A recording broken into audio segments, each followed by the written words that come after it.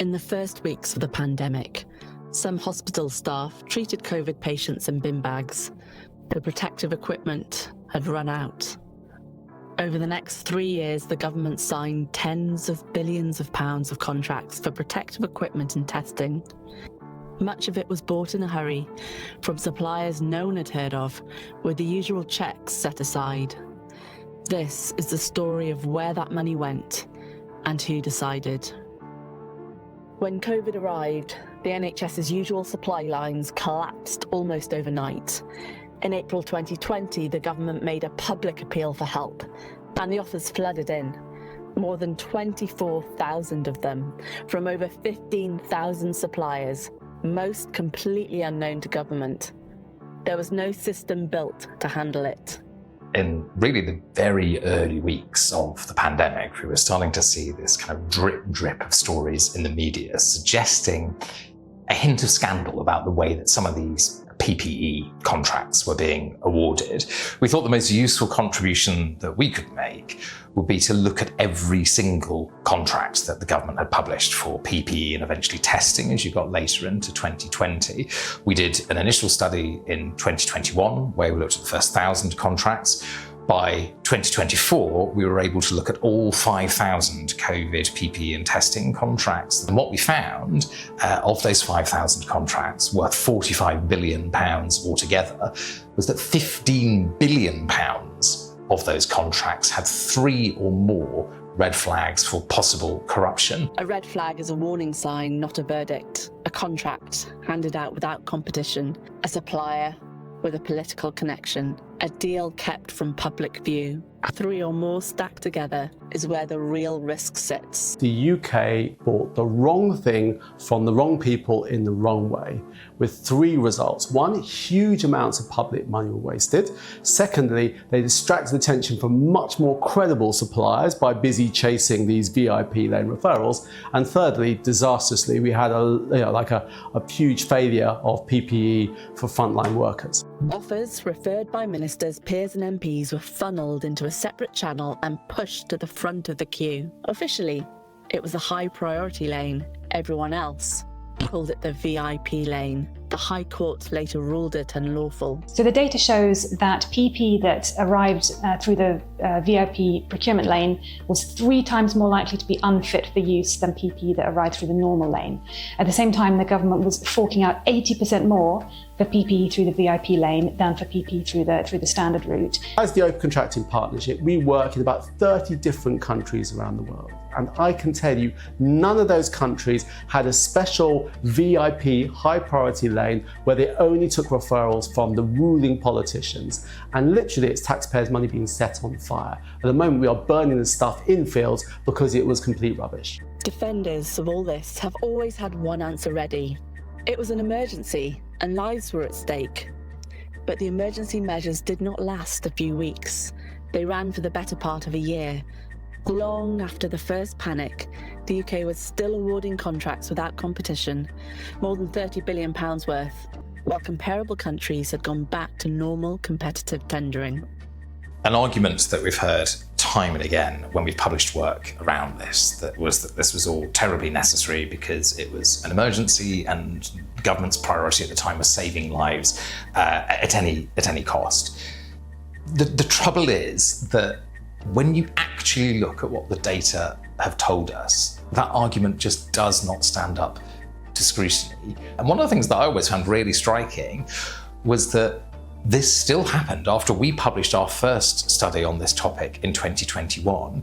It still happened after multiple legal challenges from other parties around the way contracts were being awarded. It still happened after mountains of press coverage suggesting that there was a problem. It had been quite frustrating, quite frankly, to listen to some of the witnesses at the procurement module of the inquiry and hear these angry defences saying, of course we had to do it this way, this was an emergency, lives were at stake.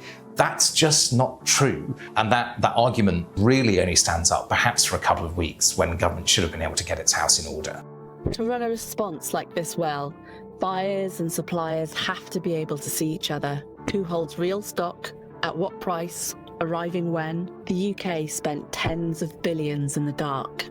So it's a time of absolute emergency. Connecting buyers to suppliers could not be more important, so people know who have credible suppliers of PPE and how they get to the front line to save people's lives. That's where information becomes so vital and so important. And the UK just did not have that. They were buying blind. The then Minister in charge of procurement policy said we were rabbits in the headlights, we didn't know what we had, and we were buying more. So it was a crazy runaway train. One of the other pieces of testimony to the inquiry said we were relying on very large sole source contracts for way too long. Whereas other countries like Ukraine or Colombia, were mandating the publication of emergency contracts within 24 hours precisely to generate that emergency. It appears, according to our evidence, the UK wasn't only not publishing them, it wasn't publishing by the legal deadline of 30 days, it was over 100 days and still going for some of them to be published. And that is truly shocking. Much of what was bought could never be used. Some of it is still being destroyed. And of the money lost, only a small fraction has ever come back. Every episode like this leaves a mark, not only on the public finances, but on the level of trust people have about those in charge. A system built on cronyism is a system ripe for corruption. Every incident like this undermines public trust. YouGov has found that just 4% of the public think that politicians do what is in the best interests of the country. And so the public is right to be angry about this, and they're right to demand that the government does something about it. At the end of the day, faced with this unprecedented crisis, the government, its ministers and officials at the time essentially threw the rulebook out of the window. It really didn't have to be this way, and one of the fundamentally most important things that the inquiry needs to do is to make that point and to put in place recommendations to ensure this never happens again. Next week, the COVID inquiry publishes its findings. Those involved have been clear about what those findings need to deliver. There are 3 key lessons coming out from this episode. Number 1 is the need for better data across the entire flow of public contracts and public spending in the UK. Number 2 is having a credible emergency plan. This isn't the last time we're going to have these kinds of troubles or issues, and we need a rapid emergency response. And number 3, accountability. There were perfectly sensible rules that should have been followed and weren't, and we need to hold the politicians to account over that. And secondly, we need to see these contractors who let us all down, the UK in its hour of need, held to account and paying that money back. Where are they? Why aren't they in handcuffs? Start of the pandemic, the government basically ripped up the conflict of interest rulebook, and companies that should have gone through a rigorous assessment process and possibly should have been debarred or excluded from government contracts were in fact prioritised through the fast lane, through the VIP lane. So we know the government has tried to do some things about it. So it has launched the Public Authorities Fraud Investigation and Enforcement Service, which is going to investigate incidents of fraud and error during COVID. And the government's Counter-Fraud Commissioner has recommended that the government pursue directors of companies that provided unfit PPE and pursue them for compensation. But the government needs to do more than this. So it needs to really tackle conflicts of interest so that ministers and public officials don't just declare them, but actually mitigate them. And secondly, the government needs to really strengthen the law that's currently going through Parliament to tackle misconduct in public office, so that the public can see that senior public office holders are held to account for their actions. At the moment, only 2% of people prosecuted under this offence are senior in their field.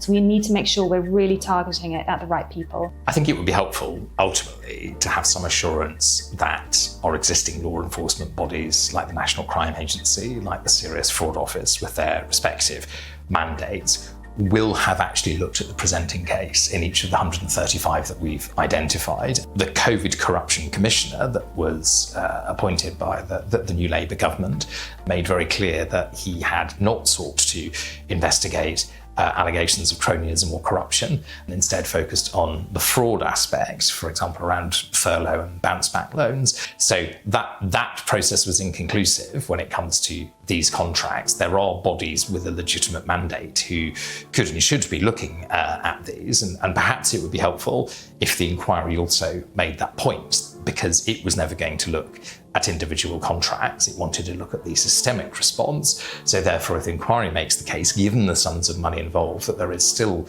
a case for law enforcement to investigate suspect contracts, whether those identified by us or other parties, then I think that would deliver some degree of closure.